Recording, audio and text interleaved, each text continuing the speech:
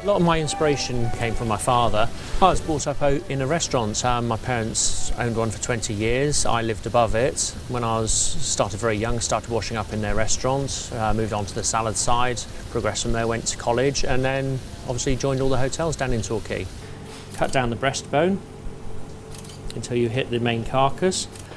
I'm doing a pigeon crostini with a nice salad with feta and asparagus and some figs. Just take the top off because you can't eat that and set it aside. Okay? And then cut it into 8 nice wedges. So what you got to remember is when you're picking it up with a fork, you can't have pieces that are too large. As you can see, oh, very nice and ripe, this one. Beautiful pink colour. Nice piece of fresh feta, and then just cut it into a nice small dice. Baby asparagus, as you can see, all nice new season, nice and small tips.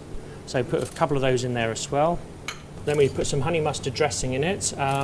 Honey, as obviously being a summer dish, you've got a nice load of bees around, nice fresh flavour.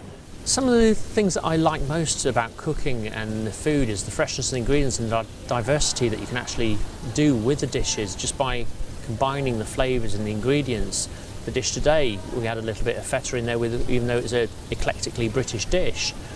Just that little bit of feta gave you the acid that worked against your sun-dried cherry tomatoes. And just playing with it, you've got to be passionate about it. You wouldn't be able to do the job otherwise. And having the confidence to try new things out. You have a failure, it's not a problem. You learn from it, you try something else. And that's how you get better. A nice French stick.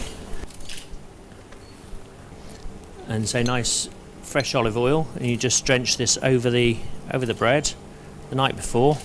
Some fresh herbs, a little bit of salt, a little bit of pepper. I like to use mignonette because it's got a nice little crack to it. When I was at college and I first started out, Antoine Mosman was actually one of my first inspirations. Beautifully presented food, wonderful flavours. Since I've been working back up in London again, I've eaten in his restaurant a couple of times. He's still serving fantastic food even now, and a lovely gentleman too. Nice hot pan, so it's nice, sizzles straight away. And then after a couple of moments, say just turn it over and just let it finish a little bit from the other side. I'll just give it a quick flambe with a little bit of Madeira.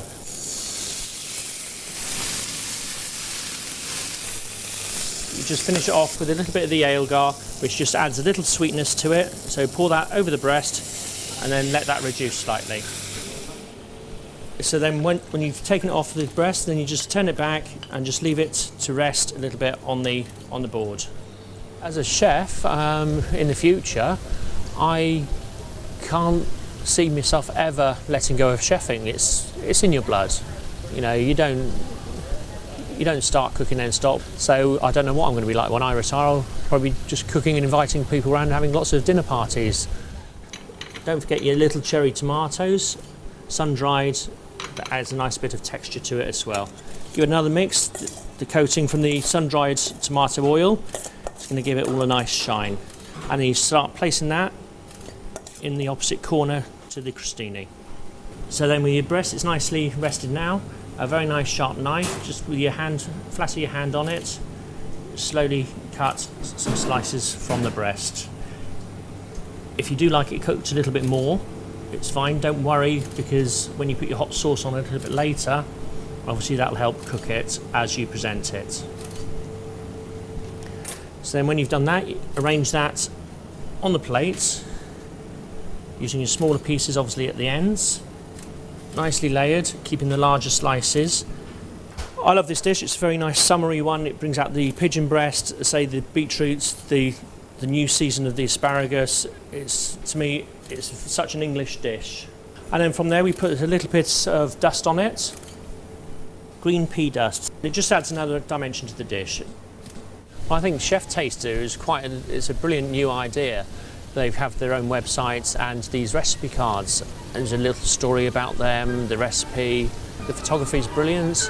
You know, they take the full day out, producing the dishes, a very professional operation. It's all good publicity for myself, my skills, the hotel, bringing customers in.